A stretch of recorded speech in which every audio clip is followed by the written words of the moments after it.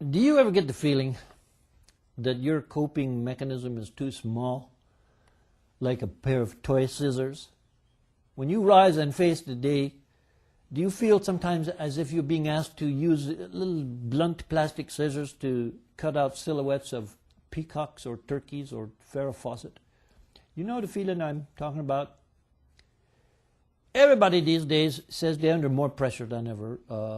Every day is a string of emergencies. One minute you are running after the mailman, waving a bill on which you have written deceased. The next minute you're trying to remember which name you use on the oil for food invoices. Life is moving too fast, we say. But do we mean that? How can life have more than one speed? Is life only a passing truck on which we have childishly jumped, not realizing that all trucks have a destination? That's right, eventually all rides are over. So, are we helplessly hurtling toward oblivion like the chickens in the crates on either side of us?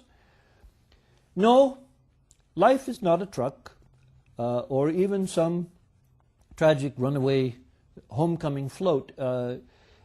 Furthermore, life is not in motion. Our sense of uncontrolled speed is an illusion that comes from noticing too many things. We notice today more than we ever did in times past.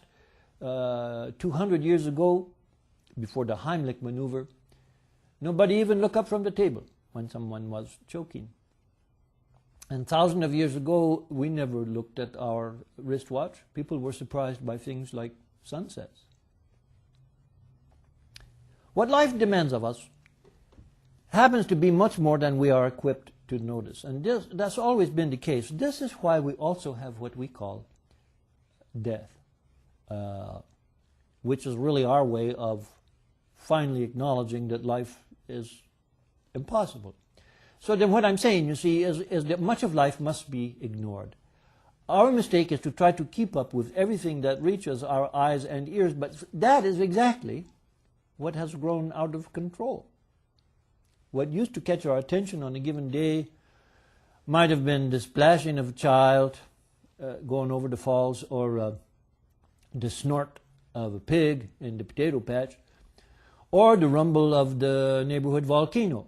But now, in addition to those alarms, are the snorts and rumbles that reach us by email and BlackBerry and cell phone and television and radio and bullhorn 24 hours a day, no matter whether we are occupied or not, in the bathroom or giving birth or kneeling in a nativity scene or inflating a large doll of some kind.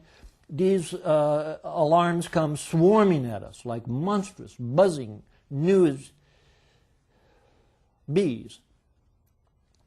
What we need in this age is the discipline to focus on just a few potentially fatal things each day. It's not easy. I have asked my children to put me in a home as soon as they find it practical to do so, an inexpensive facility, without modern communications, possibly far away, but not in a vibrant world capital, not gay Paris. Peru, okay, gay Peru.